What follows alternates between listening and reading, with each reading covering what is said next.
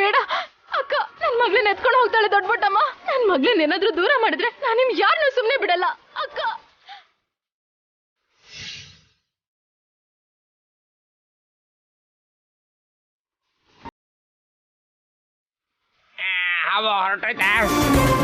ಇಲ್ಲ, ದೊಡ್ಡ ಬೊಟ್ಟಮ್ಮಗೆ ಬದಲಾಯ್ತು.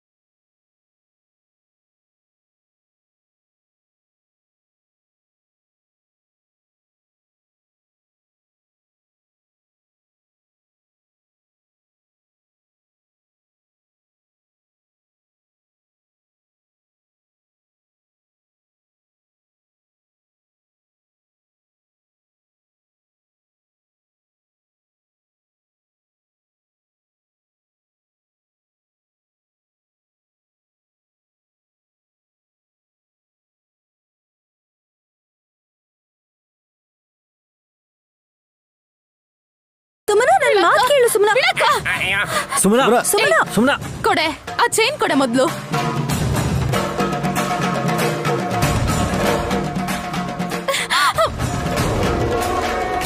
ಪುಟ್ಟ ಉಲ್ಲುಚಿ ಎಲ್ಲ ಹೋದೆ?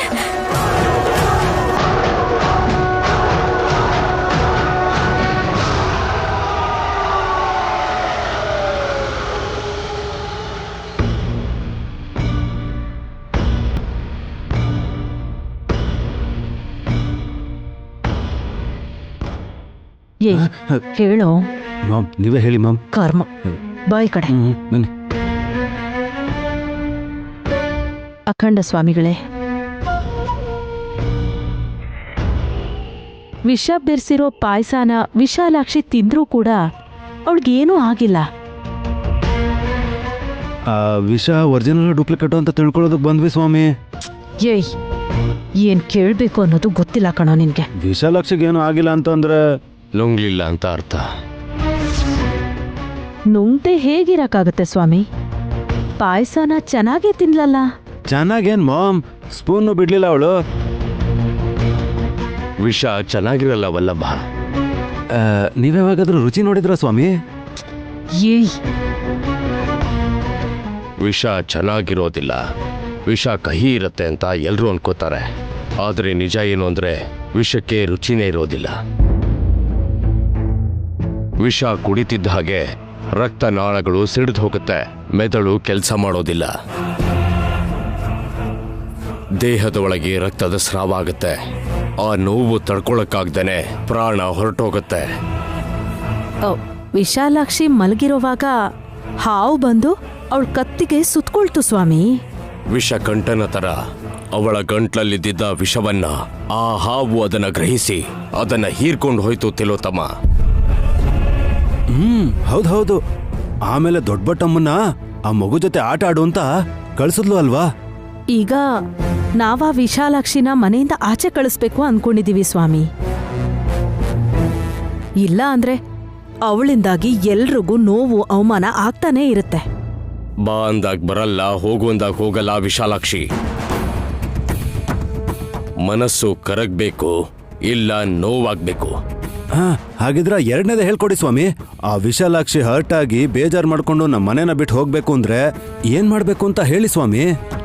ನೀವ್ ಅನ್ಕೊಂಡ ಹಾಗೆ ಎಲ್ಲ ಗ್ರಹಗಳು ನಿಮಗೆ ಸಹಾಯ ಮಾಡುತ್ತೆ.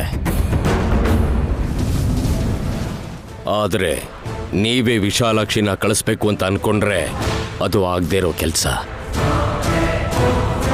ಅವಳ ಮೇಲೆ ಒಂದು ಅಪವಾದ ಹೊರಿಸ್ಬೇಕು. ಅದು ನಿಮ್ಮ ಕೈಲಾಗತ್ತಾ? ಎಷ್ಟು ಸಲ ಆರೋಪ ಮಾಡಿದ್ರು ಅವಳು ತಪ್ಪಿಸ್ಕೋತಾನೆ ಇದ್ದಾಳೆ. ಅಖಂಡ ಸ್ವಾಮಿಗಳೇ, ಉಪಾಯ ಕೊಟ್ರೆ ಚೆನ್ನಾಗಿರುತ್ತೆ. ನಾನು ಒಳ್ಳೆಯದನ್ನ ಕೆಟ್ಟದನ್ನ ಹೇಳ್ಬೋದು, ಆದರೆ ಕೆಟ್ಟದನ್ನ ಬಯಸಕ್ಕಾಗಲ್ಲ. ಅದು ಅಲ್ಲದೆ ವಿಶಾಲಾಕ್ಷಿ ವಿರುದ್ಧ ಬುದ್ಧಿ ಇಲ್ದಿರೋರು ಮಾತ್ರ ಹೋರಾಡೋದು. ಸಲಹೆ ಕೊಡಿ ಸ್ವಾಮಿ, ಏನ್ ಮಾಡ್ಬೇಕೋ ಅದನ್ನ ನಾವು ನೋಡ್ಕೋತೀವಿ. ದೊಡ್ಡ ಬೊಟ್ಟಮ್ಮ ಉಲ್ಲುಚ್ಚಿನ ಆಡಿಸಿ ಮತ್ತೆ ಅದನ್ನ ತೊಟ್ಲಲ್ಲಿ ಮಲಗಿಸ್ತಾಳೆ. ಅದಾದ್ಮೇಲೆ ನೀವು ಆ ಮಗುವನ್ನ ಎಲ್ಲಾದರೂ ಬಚ್ಚಿಟ್ಟು ಆ ಅಪವಾದನ ವಿಶಾಲಾಕ್ಷಿ ಮೇಲೆ ನೀವೇನಾದರೂ ಹಾಕಿದ್ರೆ ಮಿಕ್ಕಿದ್ದೆಲ್ಲ ಕರ್ಮಾನುಸಾರನೇ ನಡೆಯುತ್ತೆ. ಈ ಯೋಚನೆ ಚೆನ್ನಾಗಿದೆ ಸ್ವಾಮಿ. ಅಂದ್ರೆ ಇವಾಗ ಕತ್ಲಾಗಿದೆ, ಮಗು ಇವಾಗ ಹಾವಾಗೋಗಿರುತ್ತಲ್ವಾ? ಇದ್ ಕೂಡ ನಿಜಾನೇ ಸ್ವಾಮಿ.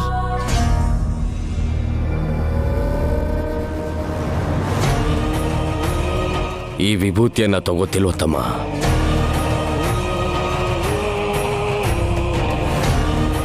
ಉಲೋಚಿ ಮೇಲೆ ಏನಾದರೂ ಹಾಕಿದ್ರೆ ಅವಳ ಪ್ರಜ್ಞೆ ತಪ್ಪತ್ತೆ. ಆಗ ನೀವು ಅವಳನ್ನ ಎತ್ಕೊಂಡು ಹೋಗ್ಬೋದು. ತಗೊಳ್ಳಿ ಮಾಮ್.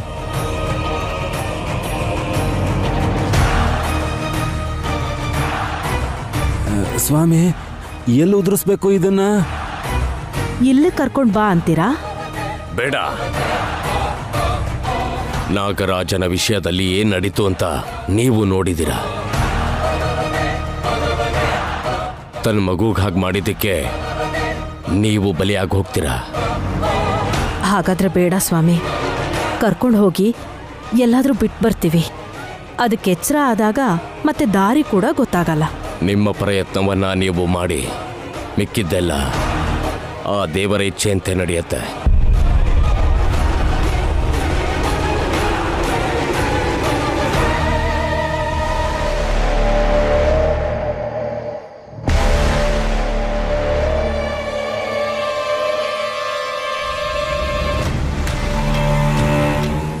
ಉಲುಚಿ ತೊಟ್ಲಲ್ಲೂ ಇಲ್ಲ, ಬೆಡ್ ಮೇಲೂ ಇಲ್ಲ. ಎಲ್ಲ ಸೋಮನಮ್ಮ, ಏನಾಯ್ತು? ಏನ್ ಗಾಬರಿಯಾಗಿ ರೂಮಿಗೆ ಬಂದ್ಬಿಟ್ಟೆ? ಉಲುಚಿ ಎಲ್ಲೂ ಕಾಣಿಸ್ತಿಲ್ಲ ಚಿಕ್ಕಪ್ಪ. ದೊಡ್ಡ ಬೊಟ್ಟಮ್ಮ ಎತ್ಕೊಂಡು ಆಡಿಸ್ತಿದ್ಲಲ್ಲ, ನೀವ್ ನೋಡಿದ್ರಾ? ಆವಾಗ ನೋಡಿದ್ದಮ್ಮ, ಮತ್ತೆ ನೋಡ್ಲಿಲ್ಲ. ಅಂಬೋ ಶಿವಶಂಭೋ. ಮನುಷ್ಯನ ಮೃಗನ ಹೇಗಂದ್ರೆ ಹಾಗೆ ಬಂದ್ಬಿಡ್ತೀಯಲ್ಲ. ಇದೇನಿದು ಚಿಕ್ಕ ಮಾತೆ? ವಿಷಯ ಹೇಳೋಣ ಅಂತ ಬಂದ್ರೆ ಕೋಪ ಮಾಡ್ಕೋತಿದ್ದೀರಾ? ಮಗು ಕಾಣಿಸ್ತಿಲ್ಲ ಅಂತ ಸುಮ್ಮನಮ್ಮ ಗಾಬರಿ ಆಗಿದ್ದಾಳಪ್ಪ. ಹೇಗ್ ಕಾಣಿಸುತ್ತೆ? ಏನ್ ಹೇಳ್ತಿದ್ಯಾ? ಕತ್ತಲಾಗಿದೆಯಲ್ಲ ಚಿಕ್ಕ ಮಾತೆ, ಮಗು ತರ ಕಾಣಲ್ವಲ್ಲ. ಓಹೋ, ಆವಾಗ ಬದಲಾಗಿದ್ರಿಂದ ಆ ಕಡೆ ಈ ಕಡೆ ಓಡಾಡ್ತಿರ್ಬೋದು ಅಂತ ಹೇಳ್ತಾ ಇದ್ದೇನೆ ನಂದೀಶ. ನಾಳೆ ಬೆಳಗಾದ ಮೇಲೆ ಮಗುವಿನ ಅಳು ಕೇಳಿದ್ರೆ ಚೆನ್ನಾಗಿರುತ್ತೆ ಅಂತ ಅನ್ಸುತ್ತೆ. ನನ್ ಮಗು ಹತ್ರ ನಿನಗೆ ಖುಷಿ ಆಗತ್ತಾ? ಹಾಗಲ್ಲ ಮಾತೆ, ಹುಚ್ಚಾಗಿ ಮಾತಾಡ್ಬೇಡ, ಹೋಗಿಲ್ಲಿಂದ. ನನ್ನ ಮಾತಲ್ಲಿ ತುಂಬಾ ಮುಖ್ಯವಾದ ವಿಷಯ ಇರುತ್ತೆ, ಅರ್ಥ ಮಾಡ್ಕೋಬೇಕು ಅಷ್ಟೇ. ಚಿಕ್ಕ ಮಕ್ಕಳು ಅಂದ್ಮೇಲೆ ಅಳ್ತಾರಲ್ಲಪ್ಪ, ಹಾಗಂತ ಹತ್ರ ಒಳ್ಳೇದು ಅನ್ನೋದು ಸರಿ ಅಲ್ಲ. ಅಳುನೇ ಇಲ್ಲ ಅಂದ್ರೆ ಚೆನ್ನಾಗಿರುತ್ತಾ ಹೇಳಿ? ಚಿಕ್ಕಪ್ಪ, ಮೊದ್ಲು ಇವನನ್ನ ಇಲ್ಲಿಂದ ಹೋಗಕ್ ಹೇಳ್ತಿರೋ ಇಲ್ವೋ? ನಂದೀಶ, ಹೋಗಪ್ಪ ನೀನು. ಚಿಕ್ಕ ಮಾತೆ, ನಾನು ನಂದಿನೇ ಹೊರತು ಯಾವ ಬಂದಿನೂ ಅಲ್ಲ. ನಾನು ಬೇಕಾದ್ರೆ ಮನೆಯಲ್ಲಿ ಇರಬಹುದು, ಆದ್ರೆ ನೀವು ಮಾತ್ರ ನಾಳೆ ಊರೂರು ಅಂತ ಅಲ್ಕೊಂಡಿರೋಂತ ವ್ಯವಸ್ಥೆ ಬಂದ್ಬಿಟ್ರೆ ಕಷ್ಟ ಆಗ್ಬಿಡುತ್ತೆ ಅಂದೆ. ಇಲ್ ನೋಡು, ಹೇಳಿದ್ ಮಾತನ್ನ ಕೇಳ್ಬೇಕು, ಇಲ್ಲಾಂದ್ರೆ ಕತ್ತೆ ಹಿಡ್ದು ಆಚೆ ಹಾಕ್ತೀನಿ. ಆ ವಿಶಾಲಾಕ್ಷಿಗೂ ಹೋಗಕ್ ಹೇಳಿದೀನಿ. ನಿನ್ಗೂ ಹೋಗೋ ಆಸೆ ಇದೆಯಾ ಹೇಗೆ? ಬೇಡ ಅಮ್ಮ, ನಾನು ಈ ಮನೇಲೇ ಇರ್ತೀನಿ, ನೀವು ಬೇಕಾದ್ರೆ ಈ ಮನೆಯಿಂದ ಹೋಗಿವ್ರಂತೆ. ನೋಡಿದ್ರ ಚಿಕ್ಕಪ್ಪ, ಎಷ್ಟ್ ಕೊಬ್ಬಿದೆ ನಂದೀಶನ್ಗೆ. ಗೊತ್ತಿಲ್ಲಮ್ಮ, ಬಿಟ್ಟಾಕೋ. ಮೊದ್ಲು ಉಲುಚಿ ಪಾಪ ಎಲ್ಲಿದೆ ಅಂತ ಹುಡ್ಕೋಣ. ಬೇಕಾಗಿಲ್ಲ, ಅವಳೇ ಬರ್ತಾಳ್ ಬಿಡಿ, ನೀವ್ ಹೋಗಿ. ಆಯ್ತಮ್ಮ.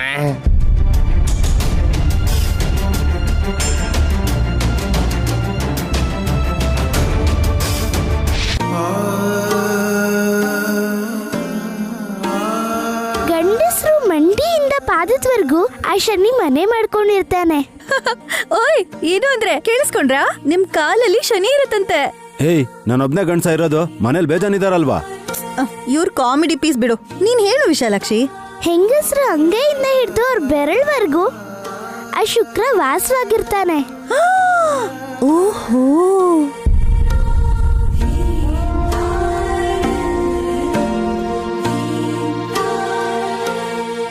ಹೆಂಗಸ್ರು ತಮ್ಮ ಅಂಗೈಯಿಂದ ಗಂಡಂದ್ರಿಗೆ ಕಾಲು ಹೊತ್ತೋದ್ರಿಂದ ಆ ಶನಿದೇವನ ಮೇಲೆ ಒತ್ತಡ ಬೀಳುತ್ತೆ.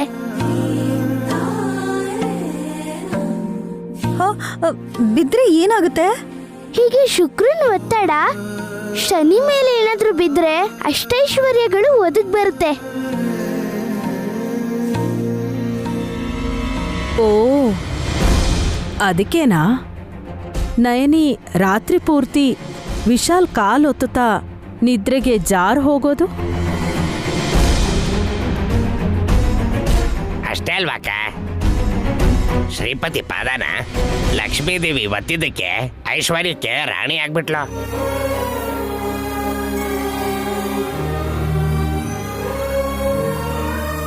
ಈ ವಿಷಯ ಯಾವುದು ತಿಳ್ಕೊಳ್ದೆ ಸನಾತನ ಧರ್ಮನ ಪಾಲಿಸ್ತಾ ಇರ್ತೀವಿ. ನಮ್ಮ ಆಚಾರ ಸಂಪ್ರದಾಯಗಳಲ್ಲಿರೋ ವಿಶಿಷ್ಟತೆ ಅದು. ನಮಗ್ ಗೊತ್ತಾಗ್ದಿರೋದು ಕೂಡ ನಿನಗೆ ಗೊತ್ತಾಗತ್ತೆ ಅನ್ಸತ್ತಲ್ವಾ ಪುಟಿ? ಈ ಹುಡುಗಿನ ಹೊಗಳೋದಲ್ಲ, ಕ್ಲಾಸ್ ತಗೋಬೇಕು.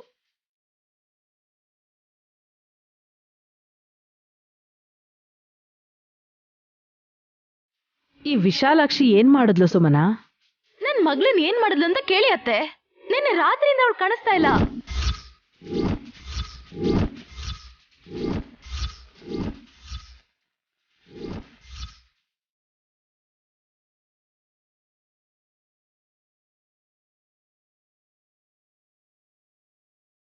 ಸುಮನ, ಯಾವ ರೂಪದಲ್ಲಿದ್ರು ಬೆಳಗ್ಗೆ ಆದ ತಕ್ಷಣ ನಿನಗೆ ಕಾಣಿಸ್ಬೇಕಿತ್ತಲ್ವಾ? ಅಯ್ಯೋ, ಮಗುನೂ ಇಲ್ಲ ಹಾವು ಇಲ್ಲ ಅಂತ ಹೇಳ್ತಾ ಇಲ್ವಾ? ದೊಡ್ಡ ಬೊಟ್ಟಮ್ಮ ಎತ್ಕೊಂಡು ಹೋದ್ಮೇಲೆ ಮತ್ತೆ ಉಲುಚಿನ ತೊಟ್ಲಲ್ಲಿ ಮಲಗಿಸ್ಲಿಲ್ವಾ? ಹಾಗ್ ಮಾಡಿದಿದ್ರೆ ನಾನ್ಯಾಕೆ ಇಲ್ಲಿ ಬಂದ್ ಕೇಳ್ತಿದ್ದೆ?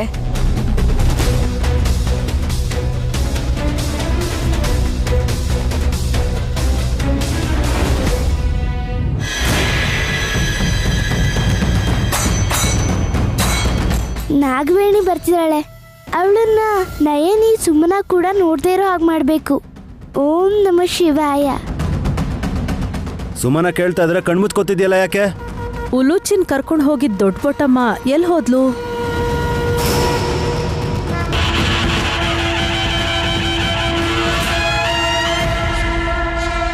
ಉಲುಚಿನ ಸುಮನ ಪಕ್ಕದಲ್ಲೇ ಮಲಗಿಸ್ಬಿಟ್ಟು ಹೋದ್ನಲ್ಲ, ಮಗು ಕಾಣಿಸ್ತಿಲ್ವಾ? ನೀನೇನಾದ್ರೂ ಆ ಕೃಷ್ಣ ಪರಮಾತ್ಮನ್ ದೊಡ್ಡ ಭಕ್ತೇನಾ? ಅವನ್ ತರನೇ ಪೋಸ್ ಕೊಡ್ತಿದ್ಯಾ? ನಮ್ಮ ಅಣ್ಣನ್ನ ಅನುಕರಣೆ ಮಾಡದೇ ಇರೋರು ಯಾರಿದ್ದಾರೆ? ನಿನ್ ನಾಟಕ ಎಲ್ಲ ಆಮೇಲೆ, ಒಳ್ಳೆ ಮಾತಲ್ಲಿ ನನ್ ಮಗು ಎಲ್ಲಿದೆ ಅಂತ ಹೇಳು.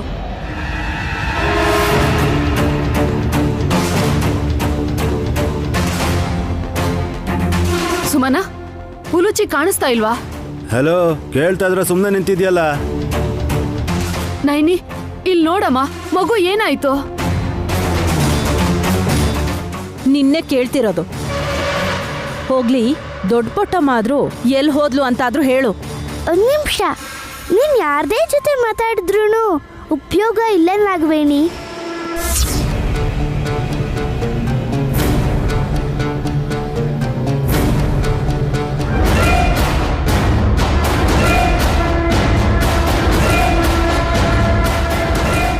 ದೊಡ್ಡ ಬೊಟ್ಟಮ್ಮ ಬಂದಿದ್ದಾಳ ವಿಶಾಲಾಕ್ಷಿ?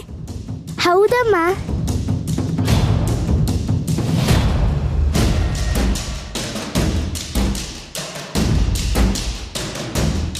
ಮತ್ತೆ ಅವಳು ನಮ್ಗೆ ಕಾಣಿಸ್ತಾ ಇಲ್ಲ?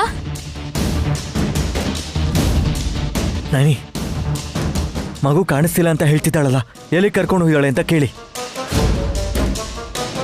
ನಾನ್ ಕೇಳ್ತಾ ಇರೋ ಪ್ರಶ್ನೆಗೆ ಯಾರು ಯಾಕೆ ಉತ್ತರ ಕೊಡ್ತಾ ಇಲ್ಲ? ಸ್ವಲ್ಪ ಹೊತ್ತು ಮುದ್ದಾಡಿ ಮಗುನ ಈ ಮನೇಲೆ ಬಿಟ್ಟು ನನ್ ಪಾಡಿಗೆ ನಾನು ಹೊರಟೋದೆ.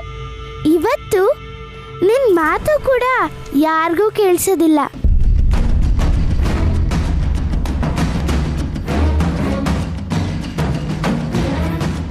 ಅದಕ್ಕೆ ನೀನ್ ಎಲ್ಲಿದ್ಯಾ ಅಂತ ಹುಡುಕ್ತಾ ಇದ್ದಾರೆ. ವಿಶಾಲಾಕ್ಷಿ, ದೊಡ್ಡ ಬಟ್ಟಮ್ಮನ್ನ ನೈನಿ ಅದಕ್ಕೆ ಸುಮ್ಮನ ಕೂಡ ನೋಡ್ಬೋದಲ್ವಮ್ಮ, ಆದ್ರೆ ಇವತ್ತು ನೀನು ಮಾತ್ರ ಅವರನ್ನ ನೋಡೋಕ್ಕಾಗ್ತಿರೋದಾ?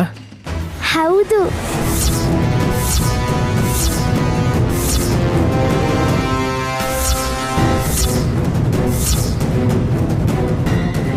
ಸುಳ್ಳು. ಒಂದ್ ವೇಳೆ ಅವಳು ನನಗ್ ಕಾಣಿಸ್ಲಿಲ್ಲ ಅಂದ್ರೂ ಸರಿ, ಆದ್ರೆ ಅವಳು ನಮ್ಮ ಅಕ್ಕಂಗ್ ಮಾತ್ರ ಕಾಣಿಸ್ಲೇಬೇಕು. ನನಗ್ ಕಾಣಿಸ್ತಾ ಇಲ್ಲ ಸುಮನಾ. ಅದನ್ನೇ ಹೇಳ್ತಾ ಇರೋದಲ್ವಾ, ಈ ಹುಡುಗಿ ಸುಳ್ಳು ಹೇಳ್ಕೊಂಡು ನಮ್ಮೆಲ್ರನ್ನು ಫೂಲ್ ಮಾಡ್ಬೇಕು ಅಂತ ಟ್ರೈ ಮಾಡ್ತಿದ್ದಾಳೆ. ಯಾಕಮ್ಮ ನನ್ ನೈನಿಗೆ ಸುಮನಾಗೆ ಕಾಣಿಸ್ತಾ ಇಲ್ಲ? ನಾನು ಹೇಳೋದಾದ್ರೂ ಅವ್ರು ಕೇಳಿಸ್ಬೇಕಲ್ವಾ? ಪ್ರಯೋಜನ ಇಲ್ಲ ನಾಗವೇಣಿ. ಹಾಗಾಗ್ಬೇಕು ಅಂತ ವಿಧಿಲ್ ಬರ್ತಿದ್ರೆ ನಾವೇನು ಮಾಡೋದಿಕ್ಕಾಗಲ್ಲ.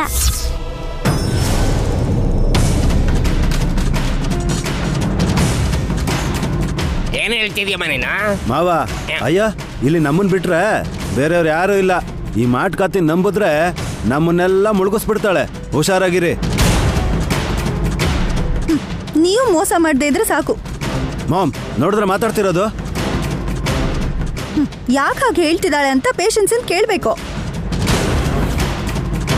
ನೆನ್ನೆ ರಾತ್ರಿ ಉಲುಚಿ ಇಲ್ಲ ಅಂತ ಸುಮನ ಯಾಕೆ ಬಂದು ಗಲಾಟೆ ಮಾಡಲಿಲ್ಲ? ನಿಮ್ಮಮ್ಮ ಯಾಕೆ ಇಷ್ಟೊತ್ತವರೆಗೂ ಸುಮ್ಮನೆ ಇದ್ರು? ಮಗುನ ದೊಡ್ಡಬೊಟ್ಟಮ್ಮ ಕೊಟ್ಟು ಹೋದ್ಲು ಅನ್ಕೊಂಡಿದ್ದೆ. ಕೊಡ್ಲಿಲ್ಲ.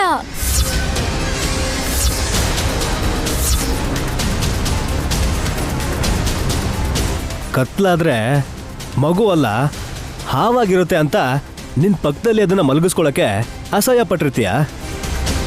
ನಿನಗೆ ಯಾಕೆ ತೊಂದರೆ ಅಂತ ಮಗುನ ಎತ್ಕೊಂಡು ಹೋಗಿರ್ತಾರೆ ಆ ದೊಡ್ಡ ಬಟ್ಟಮ್ಮ.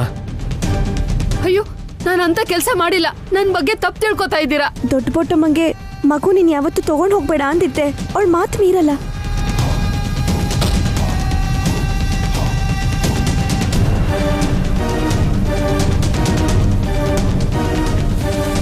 ಮನುಷ್ಯರು ನಾವೇ ಕೇಳಲ್ಲ, ಇನ್ನು ಹಾವು ಕೇಳತ್ತೇನಮ್ಮ? ಮನ್ಸಲ್ಲಿ ಬೇರೆ ಉದ್ದೇಶ ಇಲ್ದಿರೋರು ಕೇಳ್ತಾರೆ ಚಿಕ್ಕಪ್ಪ. ಈಗೆಷ್ಟು ಮಾತಾಡಿದ್ರೂ ಉಪಯೋಗ ಇಲ್ಲ. ಮೊದಲು ಮಗು ಎಲ್ಲಿದೆ ಅಂತ ಹುಡುಕಿ.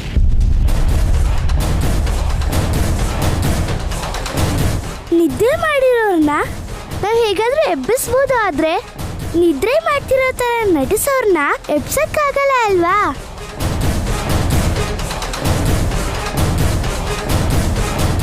ಇವಾಗ ಯಾಕೆ ಮಾತಾಡ್ತಿದ್ಯಾ ನೀನು? ಏನೋ ಗೊತ್ತಿಲ್ದಿರೋ ತರ ಮಾತಾಡ್ತಿರೋ ನಿಮ್ಮನ್ ನೋಡಿ ಈ ಮಾತನ್ನ ಹೇಳ್ಬೇಕು ಅನ್ಸ್ತು.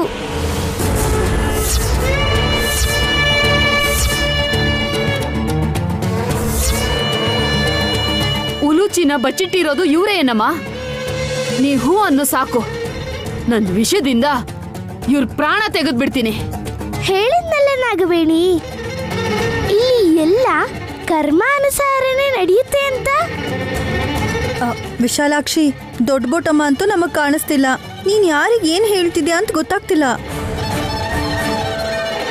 ಯಾರಕ್ ಟೋಪಿ ಹಾಕಕ್ ನೋಡ್ತಿದ್ಯಾ ನೀನು? ನೀನ್ ಈ ಮನೇಲೇ ಇರ್ಬಾರ್ದು, ಹೋಗಾಚೆ. ಸುಮನಾ, ಅವಳೇನ್ ಮಾಡಿದ್ಲು? ನೋಡ್ತಾನೆ ಇದೀರಲ್ಲ ಬಾವಾ, ಇಲ್ಲಿ ದೊಡ್ಡ ಬೊಟ್ಟಮ್ಮ ಇಲ್ದೇ ಇದ್ರು ಇದ್ದಾಳೆ ಅಂತ ಹೇಳ್ತಿದ್ದಾಳೆ ಇವಳು. ನನ್ ಮಗ್ಳು ಎಲ್ಲಿ ಅಂತ ಕೇಳಿದ್ರೆ ಅದಕ್ಕೆ ಉತ್ತರನೇ ಕೊಡ್ತಿಲ್ಲ. ಅವಳೇನ್ ಹೇಳ್ತಾಳೆ? ಕರ್ಕೊಂಡು ಹೋಗಿದ್ದು ದೊಡ್ಡ ಬೊಟ್ಟಮ್ಮ ಅಲ್ವಾ? ತಗೊಂಡು ಹೋಗಂತ ಹೇಳಿದ್ಯಾರು? ಅವಳೇಮ್ಮ. ಮತ್ತೆ ಈಗ ಅವಳಿಗೆ ಏನು ಗೊತ್ತಿಲ್ಲ ಅಂತ ಹೇಳಿದ್ರೆ ಬಿಟ್ಬಿಡ್ಬೇಕಾ? ತಾಳ್ಮೆ ಇಡ್ಕು ಸುಮನ, ಎಲ್ಲ ಅನುಕೂಲಕ್ಕೆ ಬದಲಾಗುತ್ತೆ. ನಿನಗ ಅದಕ್ಕೆ ಅಲ್ವಾ ಸುಮ್ಮನೆ ನಿಂತಿರೋದು. ಚೆನ್ನಾಗಿ ತಿನ್ಕೊಂಡು ಮನೇಲಿ ಟೆಂಟ್ ಹಾಕಿದ್ರೆ ಹೀಗೆ ಆಗೋದು. ತಾಯಿ, ಇವ್ರು ಆಡ್ತಿರೋ ಮಾತ್ಗೆ ನನಗೆ ತುಂಬಾ ಕೋಪ ಬರ್ತಾ ಇದೆ. ನಿನ್ನ ಆಜ್ಞೆಗೋಸ್ಕರ ತಾಳ್ಮೆಯಿಂದ ಸಹಿಸ್ಕೊಂಡಿದ್ದೀನಿ. ಕೋಪ ಮಾಡ್ಕೋಬಾರ್ದು. ನಡೆಯೋದಿದೆ ಅಂತ ನಿಶ್ಚಯ ಆದ್ಮೇಲೆ ಎಷ್ಟೇ ಕಷ್ಟಪಟ್ರೂ ಉಪಯೋಗ ಇರಲ್ಲ. ನಿನ್ ಮಾತು ಕೇಳ್ಕೊಂಡು ಮನೇಲೇ ಇರೋದಕ್ಕೆ ಹೇಳ್ತೀಯಾ? ನಾವಿದ್ರೂ ಪರವಾಗಿಲ್ಲ ಕಣೋ, ಅವಳು ಇರಬಾರ್ದು. ಏಯ್, ಹೋಗ್ತೀಯೋ ಇಲ್ವೋ?